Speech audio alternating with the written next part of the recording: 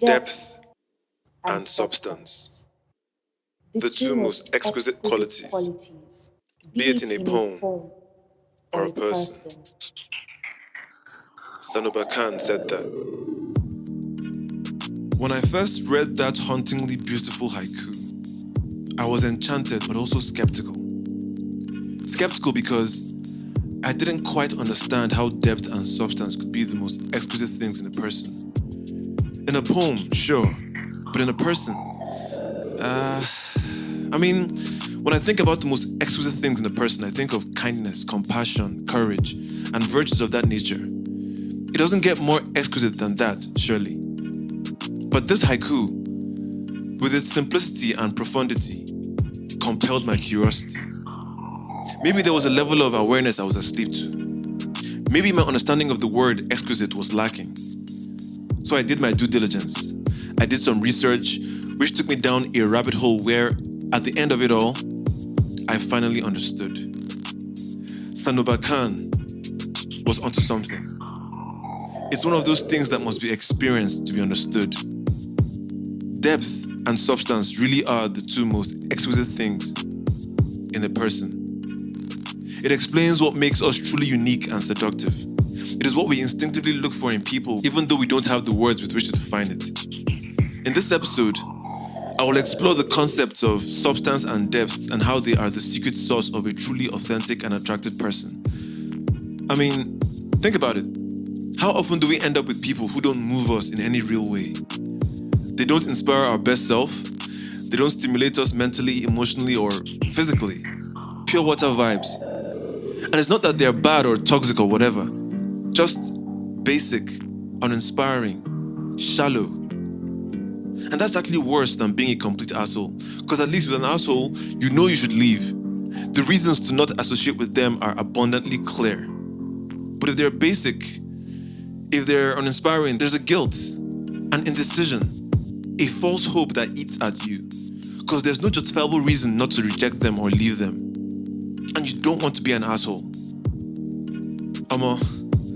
Substance and depth. No pun intended, but it gets deep. My name is Rodney Omokache, and you're welcome to The Young God.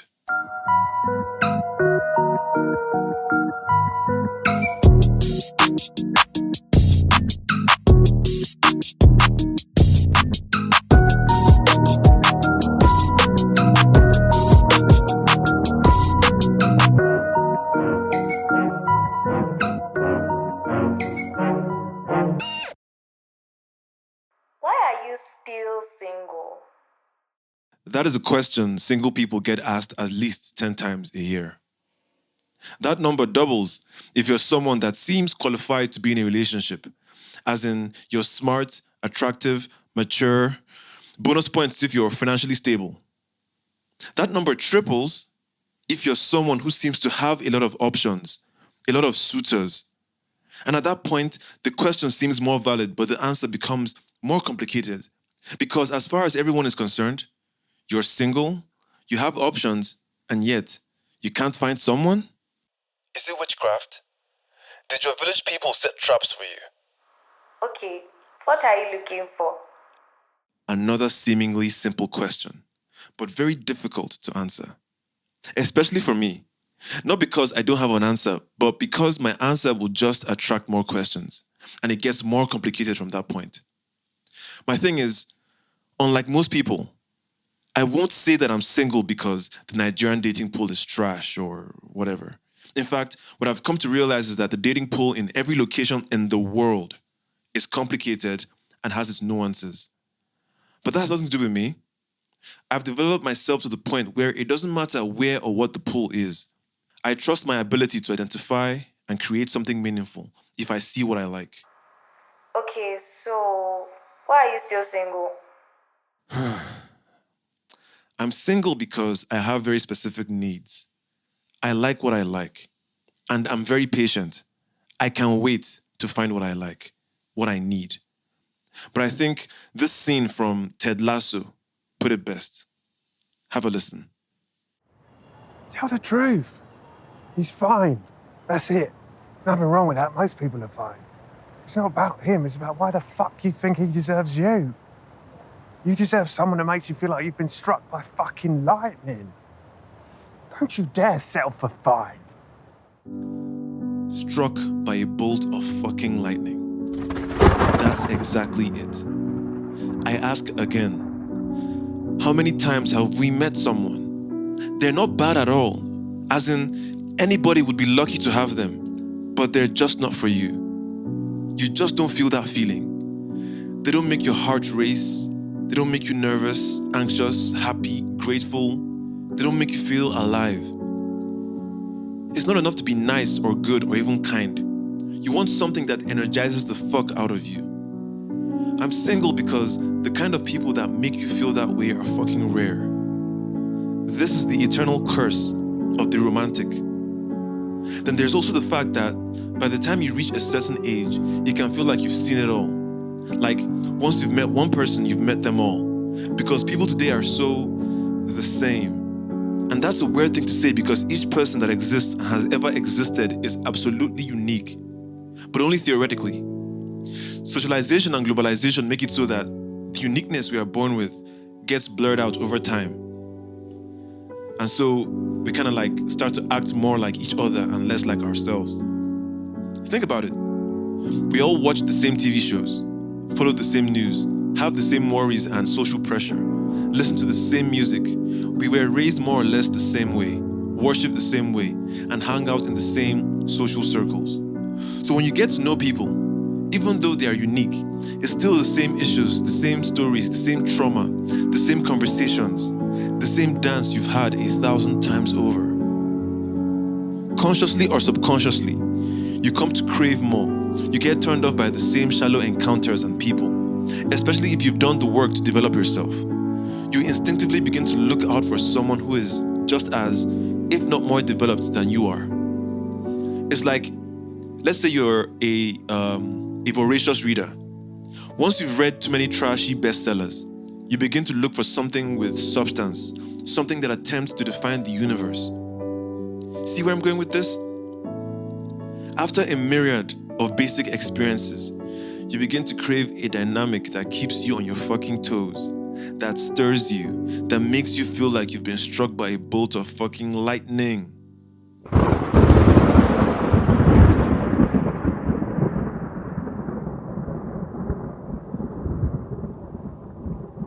Enter depth and substance.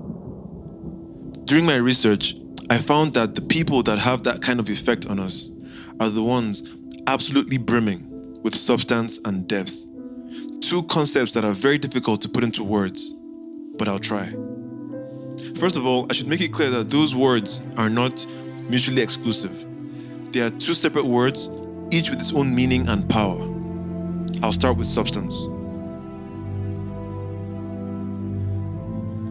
Substance basically answers the question, what are you made of? What are you passionate about? What do you bring to the table? Not in the material sense that people on Twitter like to go back and forth about. Substance is your character, your approach to work, to people, to life in general, and the value you add. Having substance means you have something valuable to give, to add to any situation. It's the authenticity with which you carry yourself, the fact that you care. It's also the obvious aspects of your nature and personality, the things that catch the eye when someone first meets you. Could be your talents, your courage and confidence, your ability to hold a conversation, your life story, your sense of humor. Those idealizable traits that come to the surface when you talk about yourself. In general, it's that sense that this person is more than the superficial, that they stand on more than just their looks, financials, social status, or social media following. Someone you can learn from, someone whose company you can genuinely enjoy. Obviously, no one is perfect, but having substance simply means you're someone who's at least worth getting to know. Substance is also you being who you say you are. How many times do people say or portray themselves as one thing, but when you get to know them, you find that they are in fact not that thing? The fucking betrayal. Now, depth. This is where it gets even more interesting and nuanced. Depth is, well, that which is hidden beneath the surface.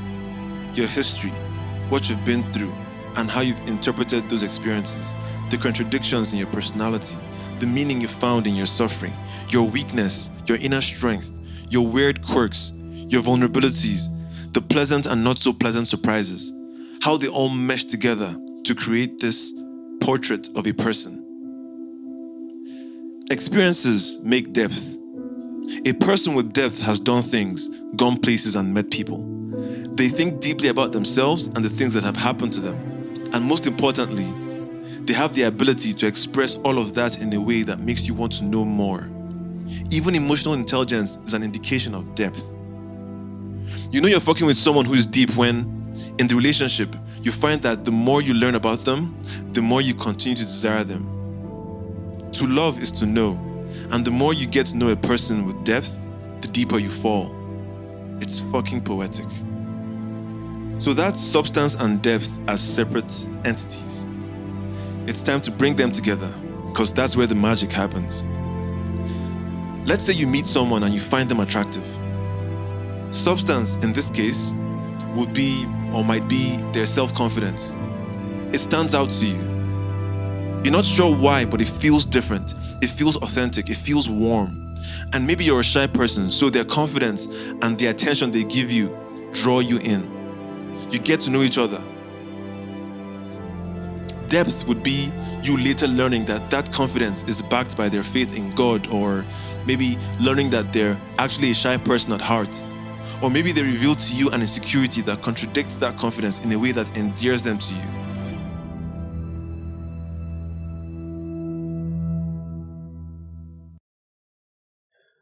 Let's take a moment to pause and breathe. Relieve the tension.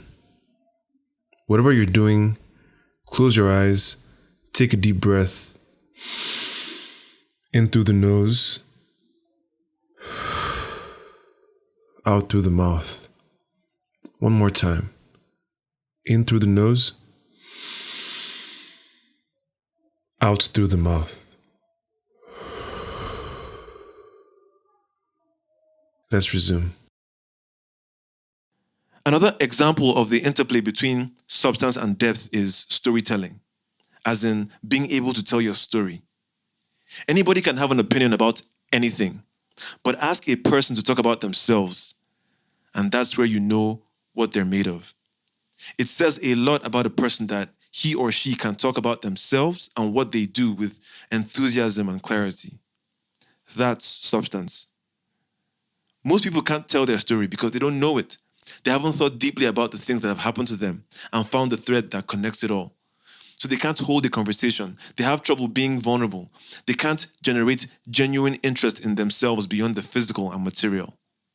They don't have depth. They know more about celebrities and social justice issues than they do themselves. They are products of social media trends and over-socializing. They don't spend enough time on their own. They're always with people, the same group of people, conforming, complaining, competing. But every so often, you meet people who, just when you think you figure them out, they surprise you. Being with and around them challenges everything you thought you know about people and yourself. And that's the best part. Being in a relationship with someone who exhibits a strong personality means that when you get caught in their gravity, the force compels you to see both them and yourself in a whole new light. You grow. Their depth brings out your depth. You want to show them who you are because they've shown you who they are. And that feeling that it generates is something else. This isn't just the initial feels based on sex or being chosen.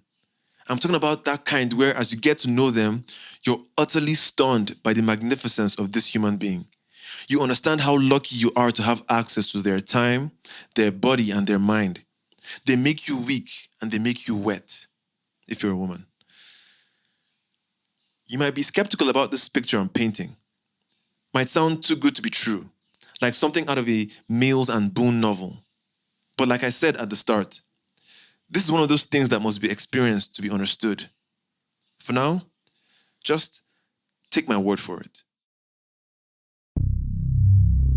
How dope has the show been so far? For real.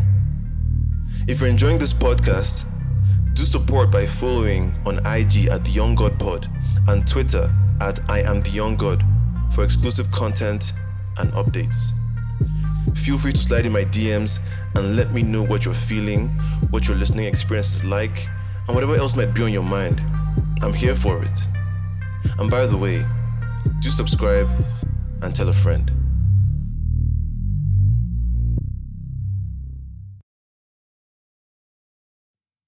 There are two types of people: fountains and oceans. A fountain circulates the same water in an enclosed, perpetually recycling system. But an ocean is deep, unpredictable, and holds untold treasures. Which begs the question, dear listener, what are you? And what is your partner, if you have one? Are either of you a predictable, repetitive fountain or an overwhelming, awe-inspiring ocean?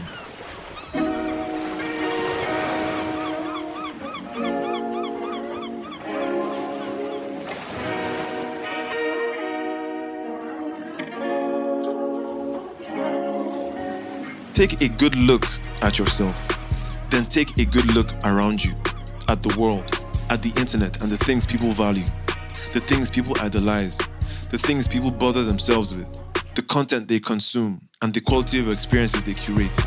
Everything is vanity, lacking in empathy. Their tastes are weird and unrefined. They are doing goofy clown shit for attention, for clout. And there's a market for that. People are empty, so they use the wrong things to fill the void. As a result, substance and depth are so rare, man.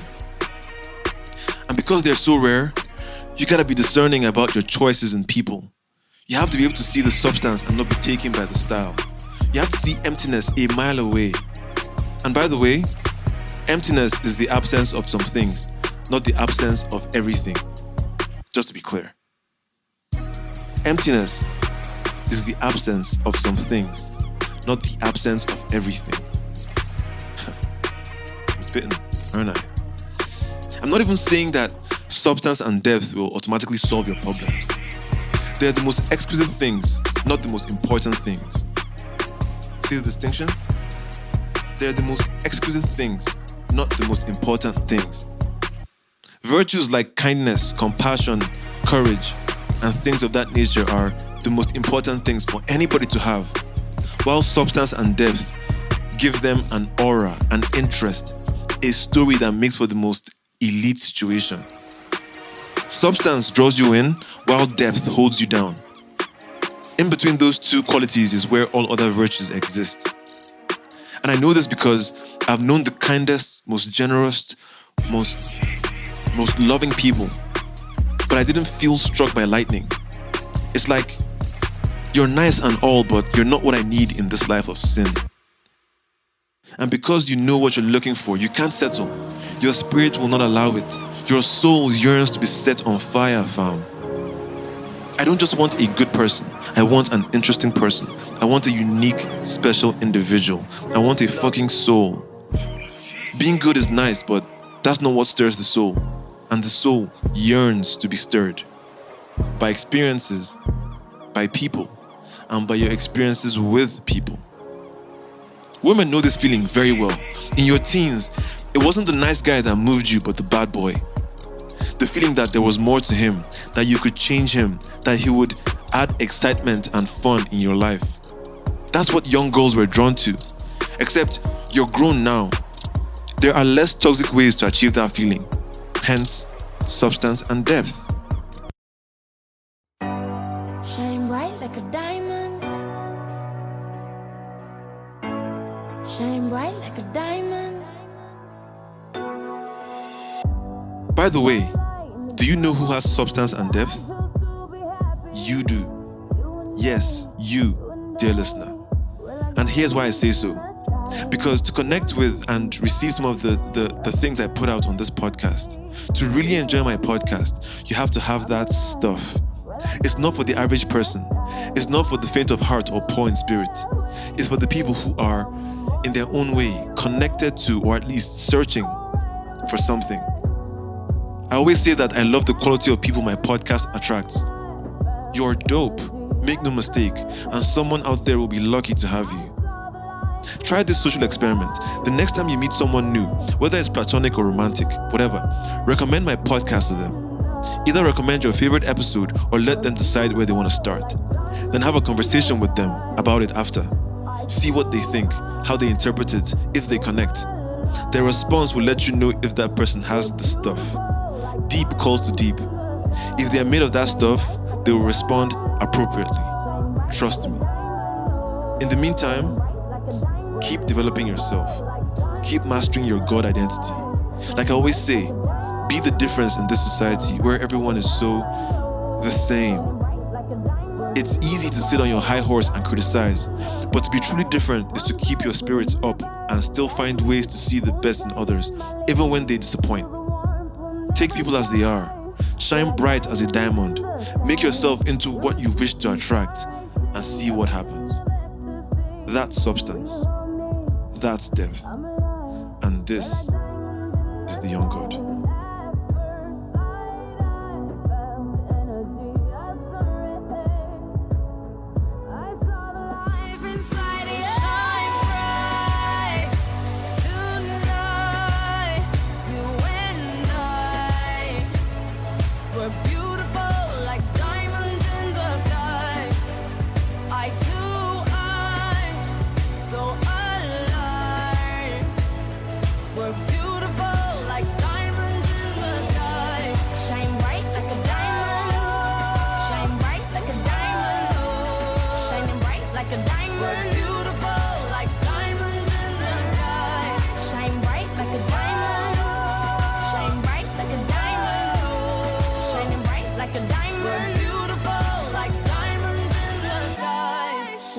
Like a diamond, shine bright like a diamond, shine bright like a diamond.